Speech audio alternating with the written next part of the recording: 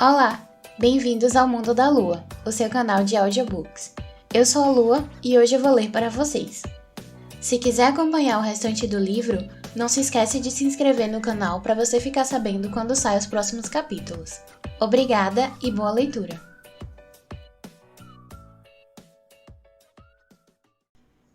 Capítulo 12. Osaka, abril de 1933. Quando se cansou de mudar o peso do corpo de uma perna para outra, Iosebe Baek começou a andar de um lado para o outro pela estação de trem de Osaka como um homem em uma cela. Se tivesse ido até lá com um amigo, a conversa o teria entretido e teria conseguido ficar parado, mas estava sozinho. Iosebe era falador por natureza, e embora tivesse um excelente domínio do japonês, o sotaque sempre o entregava. Com sua aparência, podia abordar qualquer japonês e ser recebido com um sorriso educado, mas a boa vontade desapareceria assim que ele abria a boca. Afinal, ele era coreano, e por mais encantadora que fosse sua personalidade, infelizmente pertencia a uma raça ardilosa e sorrateira. Havia muitos japoneses justos e honrados, mas eles tendiam a ficar desconfiados com os estrangeiros. Com os inteligentes em especial, é preciso tomar cuidado. Os coreanos são causadores de problemas por natureza. Depois de viver mais de uma década no Japão, Iosebe já tinha ouvido tudo. Mas não ficava ofendido com essas coisas. Tudo isso lhe parecia patético. O guarda que patrulhava a estação de Osaka tinha notado a agitação de Iosebe, mas esperar ansiosamente a chegada de um trem não era crime. O policial não sabia que ele era coreano, porque o comportamento e os trajes de Iosebe não o denunciavam. A maioria dos japoneses afirmava poder distinguir entre um japonês e um coreano, mas todo coreano sabia que isso era bobagem. Uma pessoa podia se passar pelo que quisesse. Iosebe usava roupas típicas de um trabalhador modesto de Osaka. Calça simples, camisa de botão ocidental e um pesado casaco de lã sem muitos sinais de uso.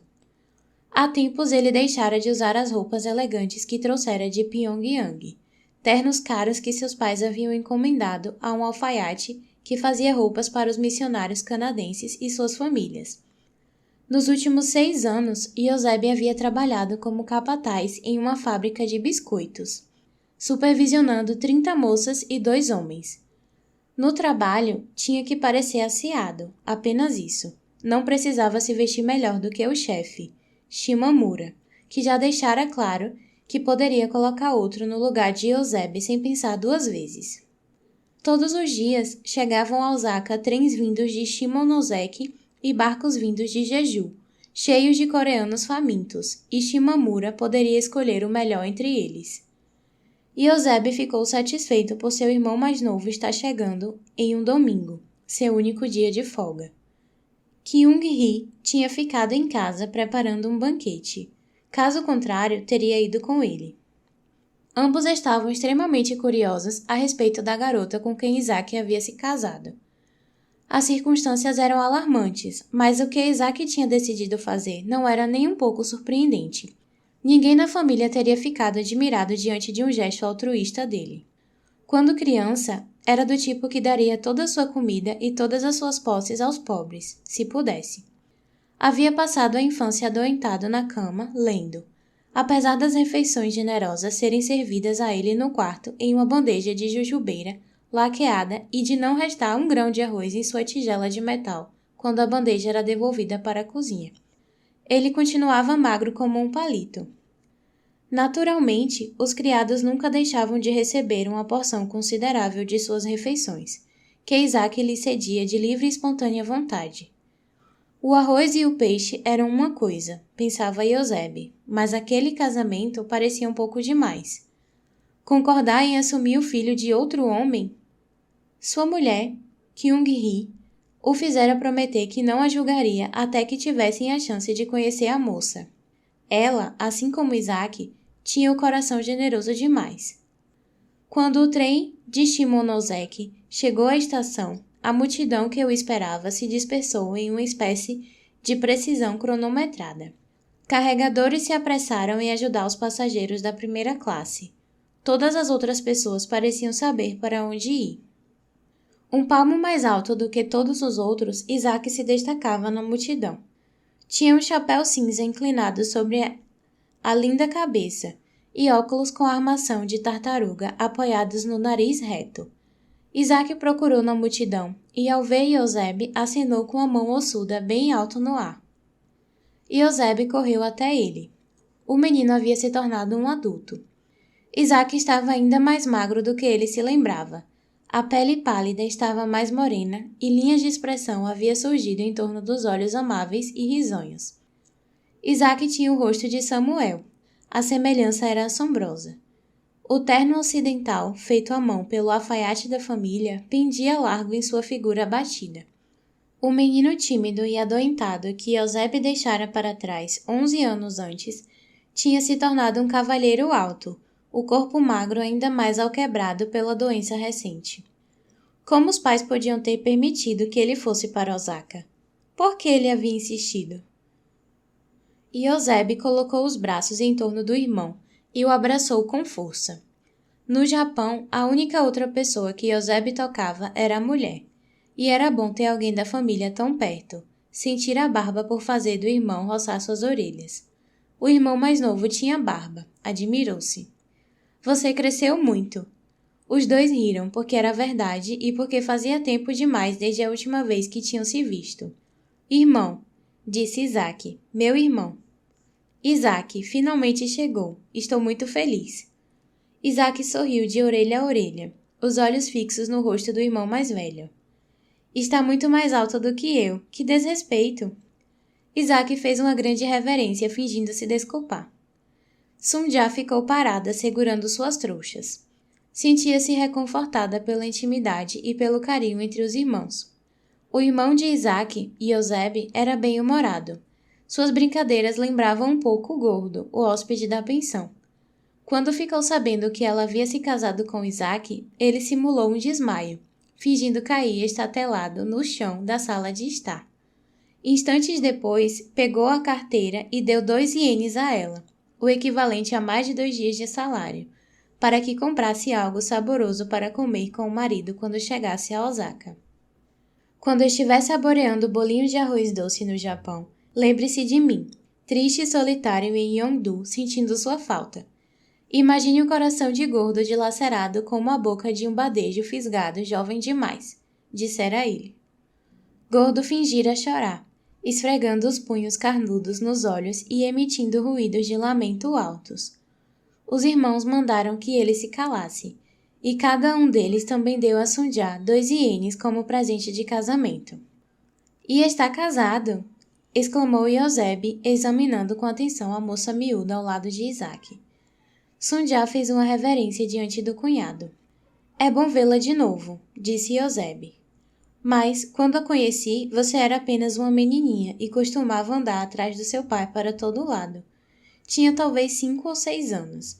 Acho que não deve se lembrar de mim. Sunja balançou a cabeça porque tinha tentado, mas não conseguiu. Eu me lembro muito bem do seu pai. Senti muito ao saber de sua morte. Ele era um homem muito sábio. Eu gostava de conversar com ele. Era um sujeito de poucas palavras, mas tudo o que dizia era muito sensato, e sua mãe fazia refeições deliciosas. Sunja baixou os olhos. Obrigada por permitir que eu viesse, cunhado. Minha mãe manda seus mais profundos agradecimentos por sua generosidade.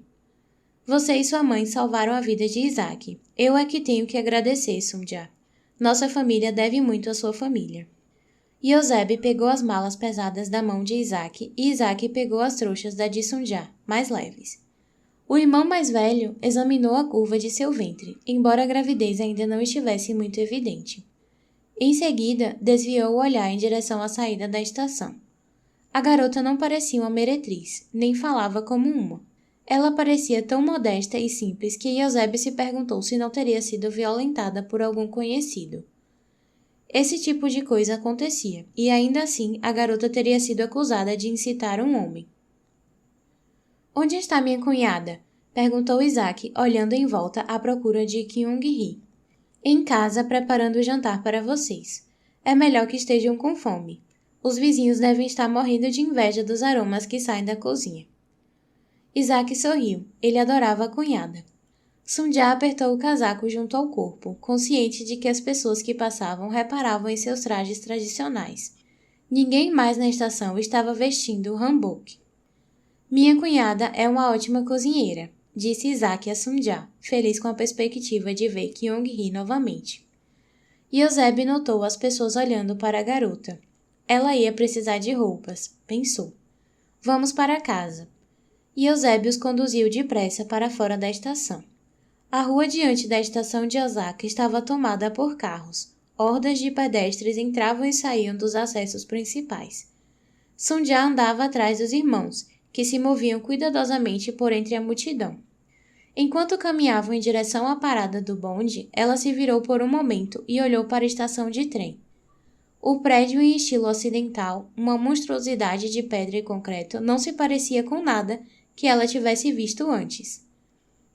A estação de Shimonoseki, que antes ela achava grande, era insignificante quando comparada àquela estrutura imensa.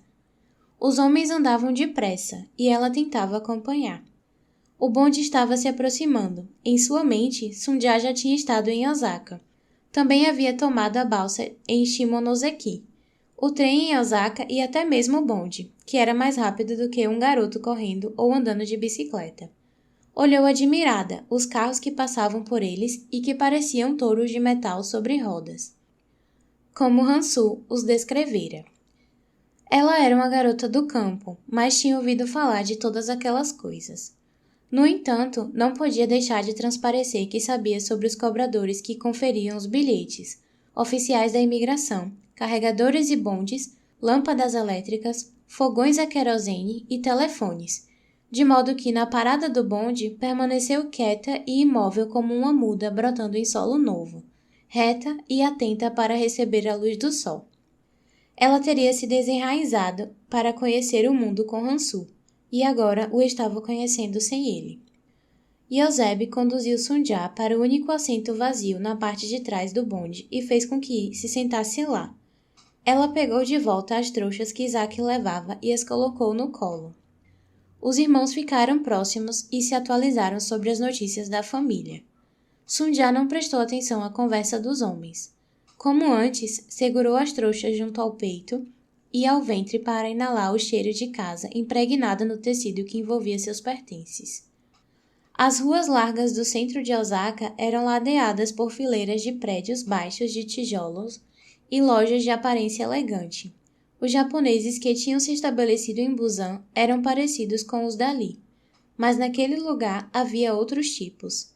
Na estação, jovens vestindo elegantes trajes ocidentais faziam com que as roupas de Isaac parecessem antiquadas e velhas, e mulheres bonitas com kimonos exuberantes teriam feito Dokiri desmaiar de deleite, com suas cores e seus bordados vistosos. Havia também pessoas de aparência muito pobre e que deviam ser japonesas. Isso era algo que ela nunca tinha visto em Busan. Os homens cuspiam nas ruas, despreocupados. A viagem de bonde pareceu breve. Desceram em Ikaino, o bairro onde os coreanos moravam. Quando chegaram à casa de Yoseb, ela constatou que era muito diferente das belas casas pelas quais haviam passado no caminho de bonde desde a estação. O fedor dos animais era mais forte do que o cheiro de comida sendo preparada, e até mesmo do que o fedor das latrinas. Sunja teve vontade de tampar o nariz e a boca, mas se conteve. Ikaino era uma espécie de vilarejo caótico, composto de casas pobres e desiguais. Os casebres só se assemelhavam na estrutura precária e nos materiais de baixa qualidade. Aqui e ali havia uma entrada recém-lavada e um par de janelas polidas, mas a maioria das fachadas estava em péssimo estado. O interior das janelas era coberto com jornais desbotados e papel de alcatrão, e calços de madeira eram usados para reparar rachaduras. O metal da maioria dos telhados estava enferrujado. As casas pareciam ter sido construídas pelos próprios moradores, usando materiais baratos ou descartados. Não eram muito mais resistentes do que cabanas ou tendas. Saía fumaça de chaminés de aço improvisadas. Estava quente para um fim de tarde de primavera. Crianças seminuas e vestindo farrapos Brincavam de pega-pega, ignorando o homem bêbado que dormia no beco. Um menino pequeno defecava ao lado de uma varanda não muito longe da casa de Eusébio. Eusébio e Kyung-hee moravam em uma casa quadrada com telhado ligeiramente inclinado. A estrutura de madeira era coberta de aço corrugado. Um painel de madeira compensada com cobertura de metal fazia as vezes de porta da frente. Este lugar é adequado apenas para porcos e coreanos, disse Eusébio rindo. Não lembra muito a nossa casa, não é? Não, mas vai nos servir muito bem, retrucou Isaac sorrindo. Sinto muito pelo incômodo que vamos causar. Sunja não conseguia acreditar na pobreza em que Eusébio e a esposa viviam. Não era possível que o capataz de uma fábrica vivesse em condições tão precárias. Os japoneses se recusam a alugar casas decentes para nós. Compramos essa há 8 anos. Acho que somos os únicos coreanos que possuem uma casa nessa rua, mas ninguém pode saber disso. Por quê? Perguntou Isaac. Não é bom que as pessoas saibam que você é proprietário. Aqui todos acham que os proprietários são os canalhas. Todos reclamam disso o tempo todo. Comprei essa casa com o dinheiro que nosso pai me deu quando me mudei para cá. Não teria como comprá-la agora. Da casa ao lado, com as janelas cobertas com papel de alcatrão, vinham guinchos de porco. Sim, nossa vizinha cria porcos. Vivem com ela e os filhos. Quantos ela tem? 4 crianças e 3 porcos. Vivem todos lá dentro? Sussurrou Isaac. E Eusébio assentiu, erguendo as sobrancelhas. Não pode ser tão caro morar aqui. Isaac havia planejado alugar uma casa para morar com Sunja e o bebê. Os inquilinos gastam mais da metade do que ganham com o aluguel. O preço da comida é muito mais alto do que na Coreia. Hansu possuía muitas propriedades em Osaka. Como era possível? Perguntou-se Sunja. A porta lateral que dava para a cozinha se abriu, e Kyung-hee colocou a cabeça para fora. Pousou o balde que estava carregando junto à porta. O quê? O que estão fazendo aí do lado de fora? Entrem, entrem! O Mu! Gritou Kyung-hee. Ela correu até Isaac e tomou o rosto dele entre as mãos. O Mu! Estou tão feliz em vê-lo, você está aqui. Deus seja louvado. Amém, disse Isaac, deixando que Kyung-hee, que eu conhecia desde pequeno, o afagasse. A última vez que o vi foi antes de deixar a Coreia. Entre agora mesmo, ordenou ela a Isaac, brincando, em seguida se virou para Sunja. Não imagina há quanto tempo desejo ter uma irmã. Fico tão solitária aqui querendo outra garota com quem conversar, disse Kyung-hee. Eu estava preocupada que vocês tivessem perdido o trem. Como está se sentindo? Está cansada? Deve estar faminta. Kyung-hee pegou a mão de Sunja e os homens a seguiram. Sunja não esperava uma recepção tão calorosa. Kyung-hee tinha um rosto especialmente bonito, olhos com o formato e a cor de sementes de caqui e uma boca linda. Sua pele era da cor de peônias brancas. Parecia muito mais atraente e vibrante do que Sunja, que era mais de uma década mais jovem. Seus cabelos escuros e lisos estavam presos em um grampo de madeira, e ela usava um avental de algodão sobre o vestido ocidental azul e simples. Parecia mais uma colegial do que uma dona de casa de 31 anos. Kyung-hee pegou a chaleira de latão que estava sobre o aquecedor movido a querosene. Deu a eles algo para beber ou comer na estação? Perguntou ao marido. Ela serviu chá em 4 xícaras de terracota. Ele riu. Você disse para vir para casa o mais rápido possível. Que belo irmão você é. Não importa. Eles já estão em casa e estou feliz demais para reclamar. Kyung-hee ficou parada perto de Sunja e acariciou seus cabelos. A garota tinha um rosto comum e plano e olhos estreitos. Suas feições eram pequenas. Sunja não era feia, mas também não era atraente de uma maneira óbvia. O rosto e o pescoço eram largos e os tornozelos estavam inchados. Sunja parecia nervosa e Kyung-hee sentiu pena dela. Queria que ela soubesse que não precisava ficar ansiosa. As 2 longas tranças que pendiam nas costas de Sunja estavam amarradas com tiras finas de cânhamo. Sua barriga estava alta e Kyung-hee supôs que a criança devia ser um menino. Sunja tinha as mãos trêmulas quando fez uma reverência ao aceitar a xícara oferecida pela cunhada. Está com frio? Não está muito agasalhada. Kyung-hee colocou uma almofada no chão perto da mesa de jantar baixa e fez com que a garota se sentasse lá. Colocou uma colcha de cor de maçã verde no colo de Sunja, que tomou um gole de seu chá de cevada quente. O exterior da casa escondia o interior confortável. Kyung-hee, que tinha crescido cercada de muitos criados, havia aprendido a manter a casa limpa e acolhedora para o marido e para ela. Possuíam uma casa de 6 tatames, com 3 cômodos apenas para os dois, o que era inédito naquele enclave coreano superlotado onde 10 podiam dormir em um cômodo de 2 tatames. Ainda assim, comparado às casas enormes onde ela e o marido haviam crescido, aquele lugar era absurdamente pequeno, inadequado até mesmo para um criado idoso. O casal tinha comprado a casa de uma viúva japonesa muito pobre que mudara para Seul com o filho, quando Kyung-hee chegou a Osaka para se juntar ao marido. Havia muitos tipos de coreanos morando em Ikaino, e eles tinham aprendido a ser cautelosos para se proteger da desonestidade e da criminalidade do bairro. Nunca empreste dinheiro a ninguém, alertou Yoseb, olhando diretamente para Isaac, que pareceu desconcertado diante dessa ordem. Não podemos discutir essas coisas depois que eles tiverem comido? Acabaram de chegar, suplicou Kyung-hee.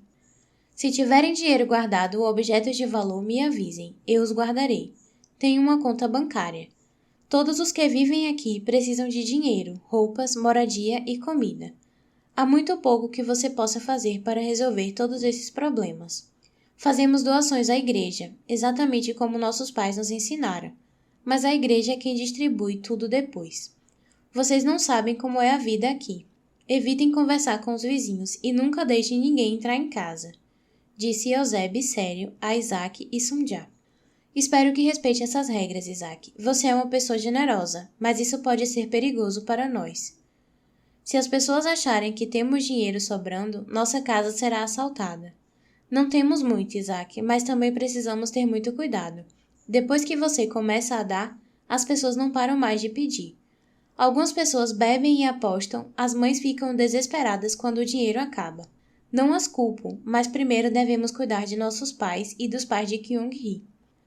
Ele está dizendo tudo isso porque por minha causa tivemos problemas, explicou Kyung-hee. Do que está falando? Perguntou Isaac. Logo depois que cheguei aqui, dei comida aos vizinhos e logo eles estavam nos pedindo todos os dias. Eu dava a eles o que sobrava do nosso jantar, mas eles não entendiam que eu tinha que guardar comida para o almoço do seu irmão no dia seguinte. Então um dia invadiram nossa casa e roubaram nosso último saco de batatas. Disseram que não foram eles, e sim alguém que conheciam, mas... Eles estavam com fome, disse Isaac tentando ser compreensível. Yoseb pareceu irritado. Estamos todos com fome, mas eles roubaram. Vocês precisam ter cuidado. Só porque são coreanos não significa que sejam nossos amigos. Tenham ainda mais cuidado com outros coreanos. Os maus sabem que a polícia não dá ouvidos às nossas queixas. Nossa casa já foi arrombada 2 vezes. Kyung-hee já perdeu suas joias. Yoseb encarou Isaac novamente com um olhar de advertência. E as mulheres ficam em casa o dia inteiro, por isso nunca guardo dinheiro ou outras coisas de valor aqui. Kyung-hee não disse mais nada. Nunca lhe ocorrera que dar um pouco de comida pudesse fazer com que roubassem sua aliança, o grampo de cabelo e as pulseiras de jade de sua mãe. Depois que a casa for invadida pela 2ª vez, Yoseb ficara aborrecido com ela por dias. Eu vou fritar o peixe. Por que não conversamos enquanto comemos? Sugeriu ela, sorrindo enquanto se dirigia para a pequena cozinha nos fundos da casa. Irmã, por favor, posso ajudá-la? Perguntou Sunja. Kyung-hee assentiu e deu um tapinha nas costas dela. Não tenha medo dos vizinhos, eles são boas pessoas. Meu marido, quero dizer, seu cunhado tem razão em ser cauteloso. Ele sabe mais do que nós sobre essas coisas. Não quer que nos misturemos com as pessoas que moram aqui, então não me misturo. Eu andava muito solitária. Estou muito feliz por você estar aqui. E vamos ter um bebê. Os olhos de Kyung-hee se iluminaram. Vai haver uma criança nessa casa e eu serei tia. Que bênção! A tristeza no belo rosto de Kyung-hee era óbvia, mas o sofrimento e a privação a haviam tornado melhor de alguma maneira. Durante todos aqueles anos, não tiveram filhos e Isaac dissera a Sunja que ter filhos era o que Kyung-hee e Eusébio mais desejavam. A cozinha consistia apenas de um fogão, 2 bacias e uma bancada que servia também como tábua de cortar. O espaço era uma fração do tamanho de sua cozinha em Yeongdo. Havia espaço suficiente para que ambas ficassem de pé lado a lado, mas não podiam se mexer muito. Sunja arregaçou as mangas e lavou as mãos com a mangueira da pia improvisada no chão. Era preciso temperar os legumes cozidos e fritar o peixe. Querida Sunja, Kyung-hee tocou seu antebraço de leve. A partir de agora seremos irmãs. A jovem assentiu, grata, a devoção já se enraizando em seu coração. Ao ver os pratos preparados, teve fome pela primeira vez em dias. Kyung-hee destampou uma panela, arroz branco. Só por hoje. Para a primeira noite de vocês aqui. Esta é sua casa agora.